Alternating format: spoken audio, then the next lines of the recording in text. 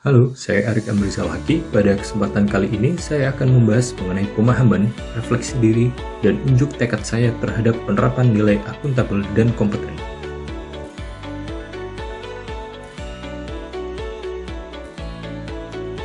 Akuntabilitas adalah kewajiban untuk bertanggung jawab kepada seseorang atau organisasi yang memberikan amanat. Sedangkan, responsibilitas adalah kewajiban untuk bertanggung jawab yang berangkat dari moral individu. Akuntabilitas merujuk pada kewajiban setiap individu, kelompok, atau institusi untuk memenuhi tanggung jawab dari amanah yang dipercayakan kepadanya.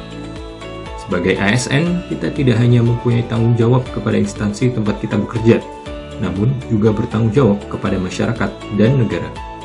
Dalam konteks akuntabilitas, contoh perilaku seorang ASN adalah kemampuan melaksanakan tugas sesuai dengan jujur, bertanggung jawab, cermat, disiplin, dan berintegritas tinggi.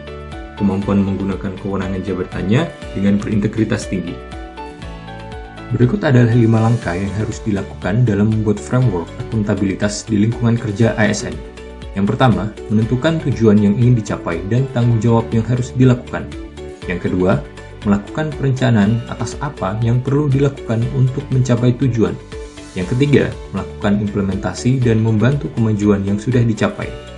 Yang keempat, memberikan laporan hasil secara lengkap, mudah dipahami, dan tepat waktu.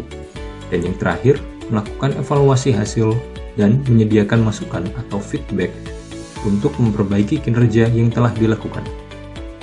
Akuntabilitas merupakan hal yang wajib kita tanamkan sebagai seorang ASN. ASN mempunyai tanggung jawab yang berat untuk menjadi salah satu aktor dalam kemajuan bangsa Indonesia. Saya sebagai ASN akan berusaha untuk mempertanggungjawabkan semua pekerjaan yang telah diamanahkan kepada saya. Oleh sebab itu, amanah tersebut tidak akan saya sia-siakan. Kompetensi merupakan perpaduan aspek pengetahuan, keterampilan, dan sikap yang terindikasikan dalam kemampuan dan perilaku seseorang. Seiring dengan perkembangan zaman, tantangan yang harus dihadapi juga semakin bertambah. Maka dari itu, pengembangan kompetensi ini juga wajib untuk dilakukan agar kita tetap relevan dengan tantangan zaman. Berbagai macam cara bisa kita lakukan untuk mengembangkan potensi. Sesuai Peraturan Menteri PAN-RB Nomor 38 Tahun 2017 tentang Standar Kompetensi ASN, kompetensi meliputi 3 hal. Yang pertama, kompetensi teknis adalah kemampuan yang berkaitan dengan bidang teknis jabatan.